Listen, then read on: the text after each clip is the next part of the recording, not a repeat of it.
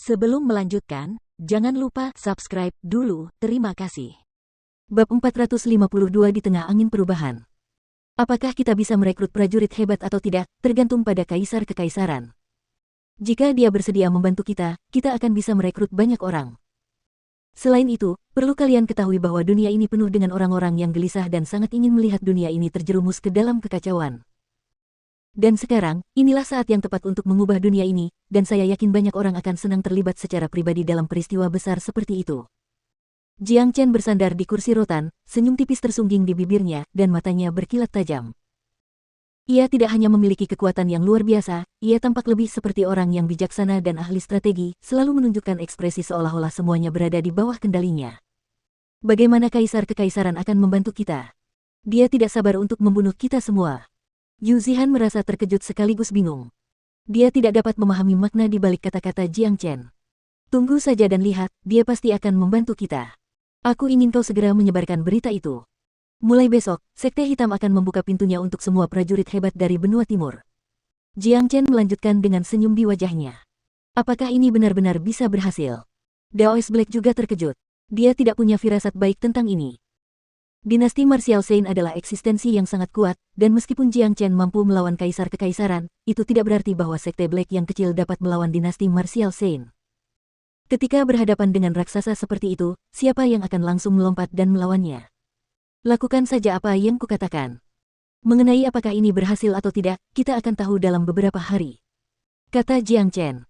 Kelompok itu masih merasa agak ragu tentang hal ini. Mereka merasa tidak praktis untuk memanggil prajurit hebat untuk membantu mereka dalam pertempuran yang akan datang. Namun, ketika mereka menoleh ke Jiang Chen, mereka melihat wajah yang gembira dan sikap yang sangat percaya diri. Tidak seorang pun dari mereka memiliki petunjuk apa rencana sebenarnya Jiang Chen. Meminta kaisar kekaisaran untuk membantu mereka. Apakah ini mungkin? Jelas, itu tidak mungkin. Kaisar kekaisaran bukanlah orang bodoh, jadi bagaimana dia akan membantu Jiang Chen merekrut orang? Namun, mereka tetap melakukan apa yang diperintahkan Jiang Chen. Di Sekte Hitam, kata-kata Jiang Chen sama dengan dekrit kekaisaran, dan prestisenya di sini jauh lebih besar daripada kaisar kekaisaran. Tidak ada yang akan menentang kata-katanya. Pada hari yang sama, Sekte Hitam menyebarkan berita kemana-mana, menceritakan kisah tentang bagaimana Jiang Chen telah membunuh 6 kaisar, bagaimana ia telah menangkap putra mahkota, lalu pergi ke dinasti Martial Saint sendirian untuk menyelamatkan teman-teman dan keluarganya. Dan, berita itu juga mencakup bagaimana Jiang Chen dan Kaisar Kekaisaran telah bertukar 3 serangan di langit di atas dinasti Martial Saint, dan bukan hanya bahwa ia tidak dikalahkan, tetapi bahwa ia benar-benar berada di atas angin. Seolah-olah sepasang sayap telah diberikan pada berita ini, berita itu segera menyebar ke seluruh provinsi di benua timur dengan kecepatan yang luar biasa. Banyak orang mengetahui bahwa Jiang Chen telah membunuh ke-6 kaisar dinasti Martial Saint, yang benar-benar membuat mereka sangat terkejut. Namun, berita bahwa Jiang Chen mampu melawan seorang prajurit Combat King bahkan lebih mengejutkan. Selain itu, Sekte Hitam juga menyebutkan bahwa mereka akan melakukan pertempuran terakhir dengan dinasti Martial Saint dalam 3 hari, dan bahwa Jiang Chen telah secara terbuka menyatakan bahwa ia akan menghancurkan dinasti Martial Saint. Ia ingin mengubah struktur kekuasaan benua timur, dan juga mengubah sejarah pemerintahan. Oleh karena itu, ia memanggil semua prajurit hebat di bawah langit untuk membantunya dan Sekte Hitam. Ia juga mengatakan bahwa begitu dinasti Martial Saint dihancurkan, ia akan memberi hadiah besar kepada semua orang yang membantunya. Berita itu langsung menggemparkan seluruh benua timur, dan tak seorang pun bisa luput dari keterkejutannya. Sudah lama benua timur tidak seramai ini. Setelah berita itu tersebar, dinasti Martial Saint tetap diam, dan tidak ada yang maju untuk membantah berita itu. Dengan demikian, hal itu membuat publik percaya bahwa berita itu akurat. Sekarang, semua orang percaya bahwa Jiang Chen memiliki kemampuan untuk melawan seorang prajurit Combat King. Ya Tuhan, Jiang Chen itu benar-benar pemberani. Awalnya, Kaisar Kekaisaran ingin membunuh semua teman dan keluarganya, tetapi setelah dia kembali, 2 orang terkuat di Provinsi Jian telah terbunuh sekarang, dan sekarang, dia bahkan telah membunuh 6 kaisar dari dinasti Martial Saint. Sejak Jiang Chen memulai debutnya, benua timur terus-menerus dalam keadaan gelisah. Pertumbuhannya terlalu cepat, dia benar-benar monster nomor 1 dalam sejarah.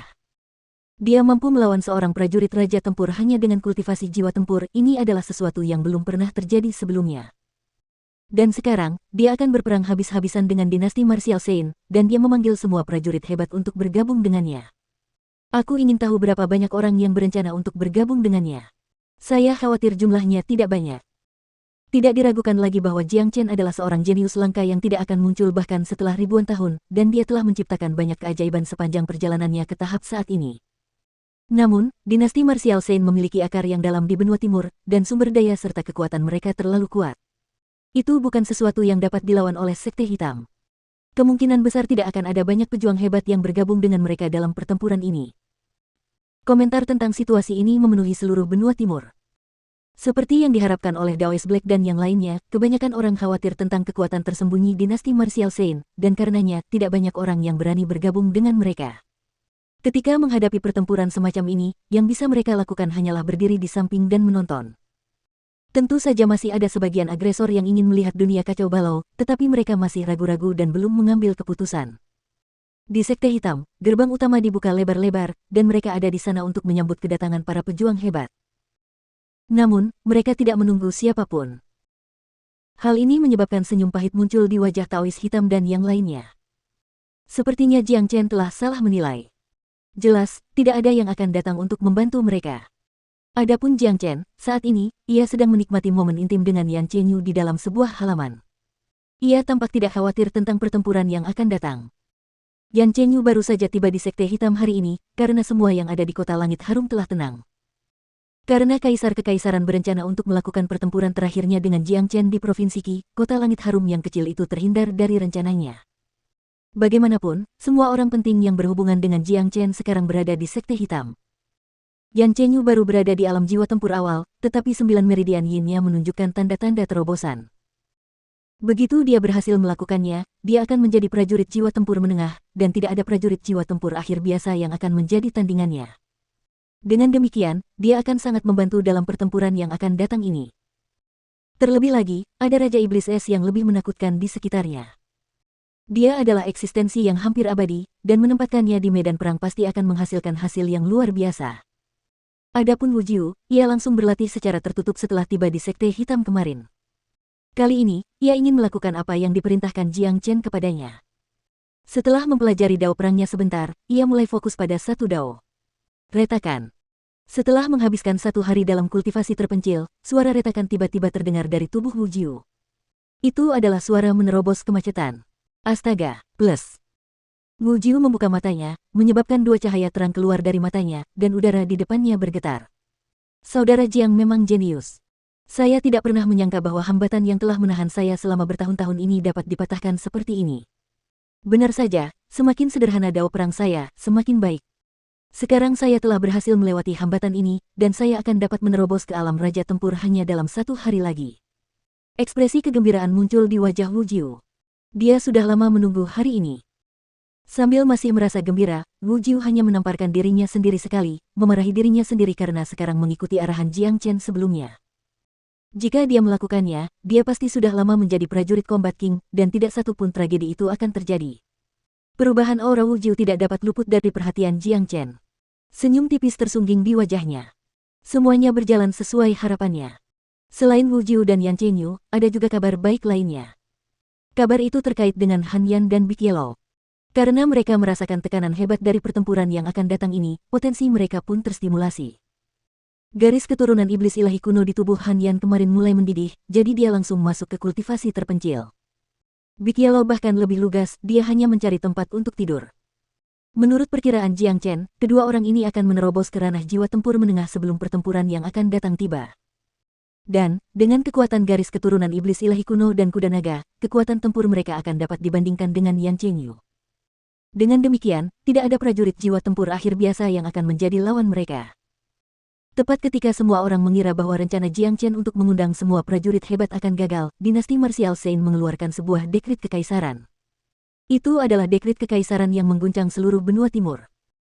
Isi keputusan kekaisaran itu sederhana, Kaisar Kekaisaran ingin mengadakan peringatan untuk 6 kaisar dan pangeran dari dinasti Santo bela diri, oleh karena itu, ia mengatakan bahwa setiap orang di benua timur harus mengenakan pakaian berkabung untuk mereka, sebagai tanda untuk menghibur jiwa mereka.